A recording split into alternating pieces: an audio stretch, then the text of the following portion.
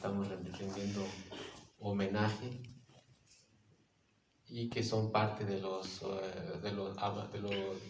son amigos, compañeros de los 43 desaparecidos de Ayotzinapa. Pues de los otros 43 no sabemos si están muertos o no, si pues siguen desaparecidos. Après, il y a aussi les 4 photos d'une mère et 3 pères des étudiants d'Ayotzinapa qui ont décédé en luttant et en essayant de retrouver ses enfants.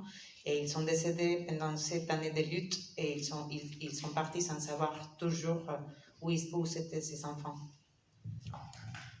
Y las otras 3 fotos que están abajo son de los papás de algunos desaparecidos de Ayotzinapa, y ellos 3 pues ya han fallecido en estos últimos 7 años de búsqueda, y ellos pues ya han perdido también la vida los últimos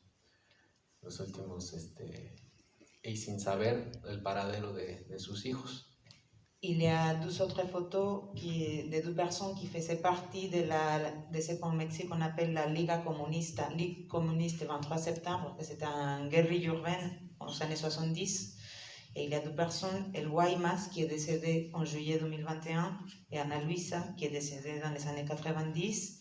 Ce sont des personnes qui ont été disparues, victimes de disparitions forcées dans les années 70. Et si on les met aujourd'hui, c'est pour faire le lien entre les disparitions des années 70 et les disparitions d'aujourd'hui, parce que pour nous, c'est la même chose. Et il y a aussi 2 personnes, 2 membres du réseau que je laisse présenter. On a mis les photos. Merci beaucoup. Il y a ici à droite, c'est la photo de Stéphane Fruto. Ici, c'est la photo de Miguel Kameni. Stéphane, il a été tué par la police à l'âge de 19 ans suite à une course-poursuite de la BAC. Il était en moto. Et Miguel aussi, c'est une course-poursuite de la BAC. Les deux, c'était en janvier. Lui, c'est en janvier 2018. Lui, c'est en janvier 2020. Et Miguel, il avait aussi que 18 ans. Il est décédé à l'hôpital 6 jours après, le 16 janvier. Et d'ailleurs, c'est le procureur qui a obligé l'hôpital à débrancher sans attendre la famille.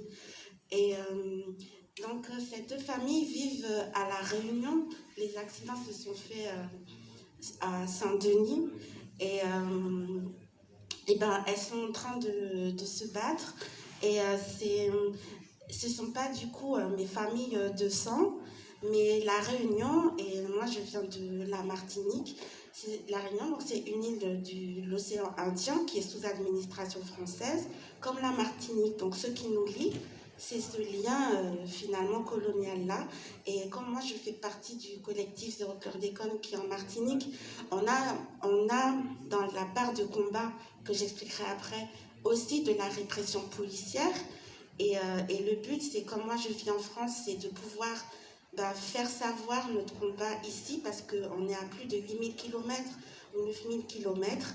Et donc, c'est le but. Et du coup, j'en profite pour remercier les... Ah, j'ai pas fait de pause, pardon.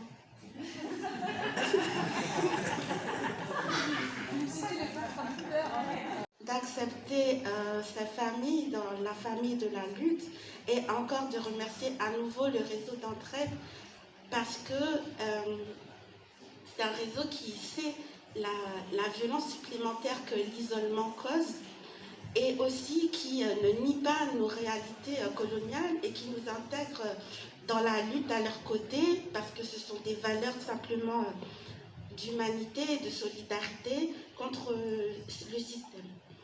Donc, merci beaucoup.